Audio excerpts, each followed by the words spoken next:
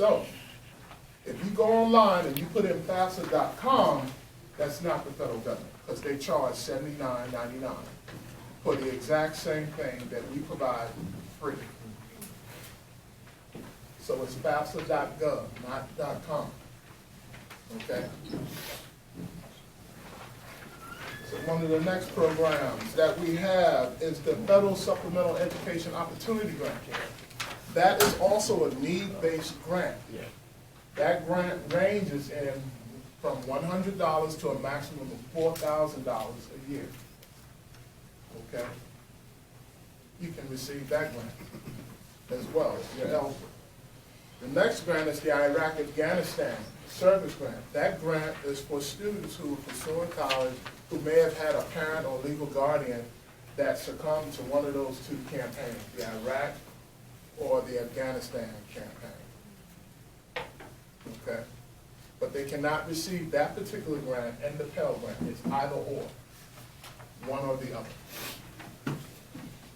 Okay? The next one is Federal Work Study. Federal Work Study is another program that you all can qualify for. It allows you to work up to a maximum of 20 hours per week while you're in college to earn extra money to offset the cost of college, whether you need books, computers, transportation, whatever it is. And those monies are not taxed. Okay? I urge all of you, especially you seniors, please, when you fill out the FAFSA application, put yes. It's easier to turn it down if you don't want to do it rather than you not have a chance at all. Okay? The Federal Perkins Loan. The Federal Perkins Loan is a loan that's issued by, let's say you decide to go to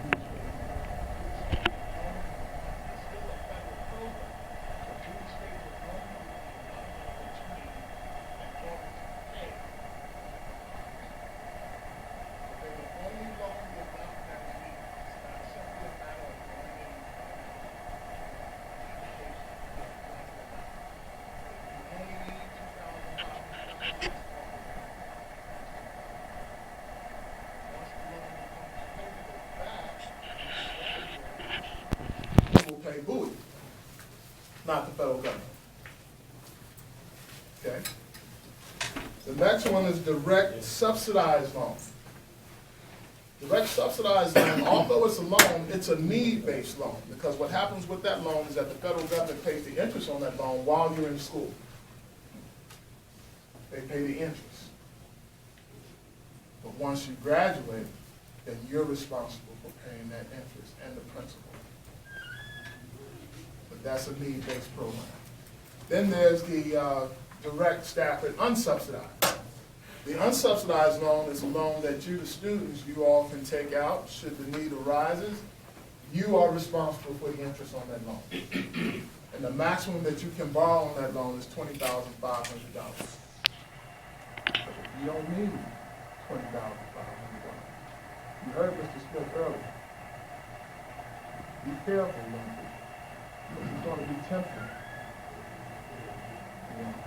Hopefully you don't need any loans, but you're going to get loans for a number of things throughout your lifetime. For the clothes you wear on your back, to the watches you wear on your wrist, to the furniture you sit on. You will get loans for all those things. But nothing is going to pay you the type of dividends that you will receive from a college education, which is lifetime.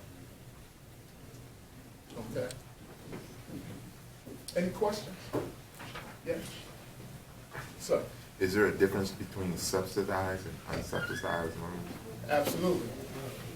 Did anybody hear the difference when I was describing the subsidized and unsubsidized? The young people. I'm looking to see if they were paying attention. Yes, sir. One was need-based. Okay. One was interest. Oh, okay. Both of you are right there. But the unsubsidized loans are those loans that you, the student, are responsible for the interest on the loan. The subsidized loans are those loans that the federal government will pay the interest on those loans while you're in college, or once you fall below half-time. Any loan that you get, young people, if you get a loan, the loan does not have to be paid back until 6 months after you graduate. However, there are repayment programs that the federal government has that you can take advantage of should the need arise that you don't have the agreed amount that you will pay per month if you can't make that payment. We have everything from deferment to forbearance, where you can put a loan on deferment for up to a year, and you can do that 3 times throughout the lifetime of your loan with the federal government. If you just need a few more months, so think about it. You graduate from college, you have an agreement to pay your loans back in the amount of $150. But you find out once you graduate from college, you don't have $150, but you still want to pay something. The federal government can enter into an agreement with you that maybe you only pay $80. They will do that. Your conventional loan institutions will not do that. They will not do that. And there are certain benefits with getting a loan from the federal government that you're not going to find from your conventional financial institution. Okay? That's another presentation. But the main thing that you guys need to know is that the federal government has available every January 1st $150 billion to help students pay for college. And for the adults in the room, parents, there's money available for you to go to school as well. So if you know a parent that does not have their degree, they too qualify for a lot of these programs. The majority of these programs are undergraduate programs for students who are first generation, who are pursuing their first degree, their first 4-year degree. That's what a lot of these programs are designed for. But they're also for non-traditional students as well, adults. Maybe some of you young people in here, you have parents who are going to college, but then once something happens, because life happens, it doesn't stop. It keeps on going. I like to say it's the gift that keeps on giving, even when sometimes you don't want it to. Okay? But if they had to stop, they too can receive funding from the federal government to go to school.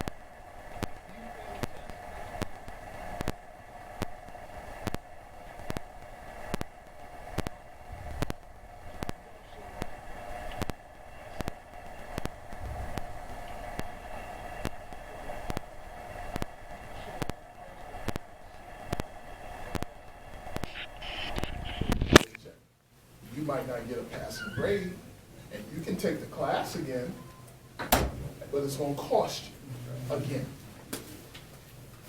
So understand, when you go to college, it is an investment. It's one that you must take seriously. Have fun. You're going to have fun. You're going to meet people. You're going to do things. But understand that college is an option. Okay? It's not a right. It's an option. High school from pre-K to 12th grade. That's your right as a United States citizen to get that public education. But college, it's an option. So just be sure. Now there's one other, yes. Yes, could you just go over one more time that there's really no one at the college that's going to come wake you up at 7:30 to tell you that your class at 8 o'clock is ready and make sure that you get to class. So that's why your parent is giving you an alarm clock now so you can get yourself up and get ready and do things on your own. Did I'm all not of you trying to be hear that? hard. Did everybody hear what he just said? So I don't have to go.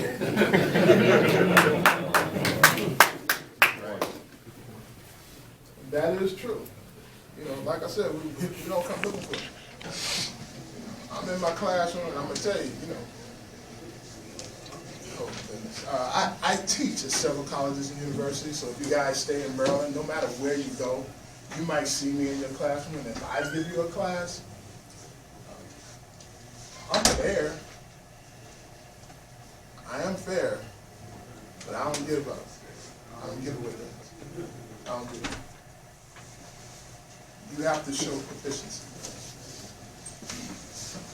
You know what I mean by that? Anybody know what I mean? The young people, you know what I mean by proficiency? Sir? That you're actually giving yourself a challenge and trying whatever you assign the student to do. Roundabout, sort of. Anyone else? Sir?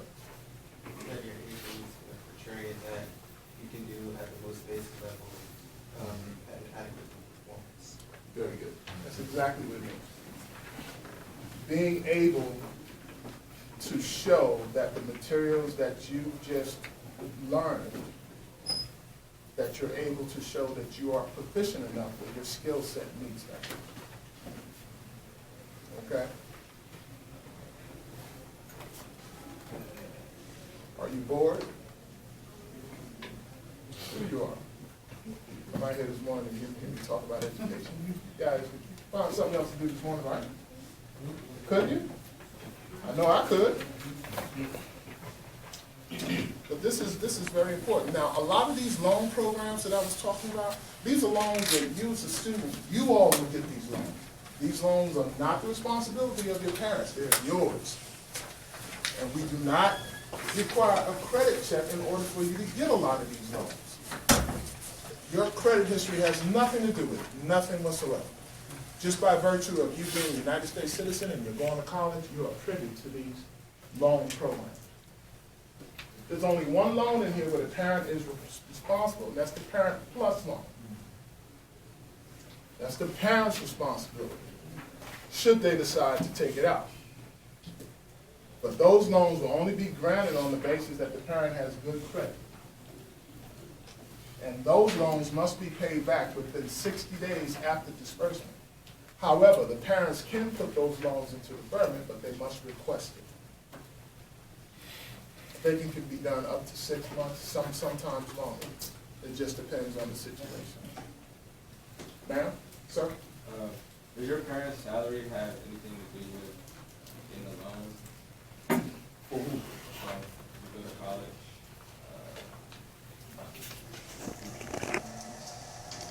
Everybody understand what he's saying? He wants to know if the parents' income have something to do with your being your ability to acquire any of these loans. All information that's entered on the FAFSA application is taken into consideration. Everything. Everything from how much they make, how many people are living in a household, where they're living, what type of subsidies the family might be receiving. So it's a plethora of information that goes into the FAFSA, which helps us make the determination. Now, what happens is, once you guys fill out the FAFSA application, it comes to us. We look at it. Then we also send another report to the colleges that you selected on your FAFSA application. Those colleges look at your information. I'm giving a very high level view. Basically, once they look at the information, then they make a determination of what type of award letter they want to put together for you, and they send that to you. So, for you guys who are seniors, put more than just one school on the FAFSA application. You can put up to 10, but put more than one. Put at least at a minimum 5. You know? Because if you put more than just one, you're going to get however number or many that you put on your application, that's how many award letters you're going to get. Okay? Any questions? Or am I that good? I think it may be important also for the students to know on the award, very rarely do you get an award for full tuition. So that's why you go back to your 60 scholarship applications and the need to do something to help you make up that balance of, tuition, room and board. Absolutely. It is not the federal government's position to pay for college for you. That responsibility is solely your parents. Your parents are the ones who are responsible for making sure that you have the money you need to go to school. It is the parents' responsibility. So, Why are there specific grants and loans that are only available to undergraduates? as I said earlier, the majority of the programs that are entailed on that one sheet and as well as in the book, those programs are for students who are pursuing their first bachelor's degree. Your first bachelor's. I didn't say master's, I said bachelor's. Once you have acquired that first bachelor's degree, if you decide to go back to school to get your master's, then there are different programs for that. And the majority of the time, if you're pursuing a master's or above, the only programs that are available to you are federal work study and loans. And then, of course, scholarships. Okay? Did I answer your question? Sir? Even though a student can receive a full tuition scholarship, that still does not negate expenses of room and board, books and fees. And in some schools, that could be as much as $10,000 to $12,000 or more. Yes, sir. Absolutely. Normally, I give a more detailed presentation, but because of the students, that's more for, your parents. And some students are able to comprehend that information. But the tuition or the monies that are needed to pay for college are not just tuition and fees. It's more than that. It's room and board, your meals, transportation, medical expenses, books, clothes. Think about this. The same things you guys need while you're in high school are going to be the same things you need when you go to college.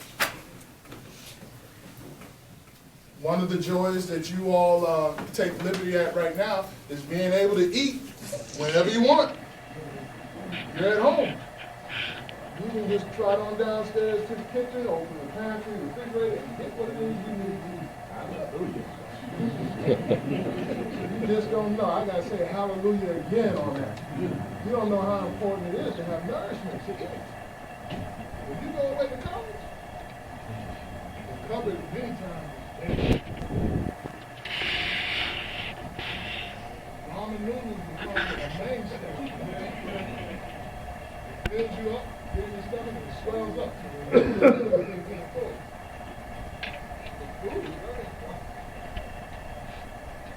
What about some of the other movies, entertainment, all that comes into play. All that is an added expense. Transportation. I mean, sure, on campus you walk to all your classes and your halls, but sometimes it gets a little cold. You still need to get somewhere. You need transportation. You all remember that old movie, School Days? They're all going to the neighborhood chicken place. They're all piled up into the car and all go. That's how it is. Sir. When you speak about transportation, don't forget all the students that want to go out of state, getting home, back and forth for holidays and everything. That's another added expense that you really don't take into account. So. That's why I said earlier, as the gentleman pointed out earlier when he said, it's not just tuition and fees.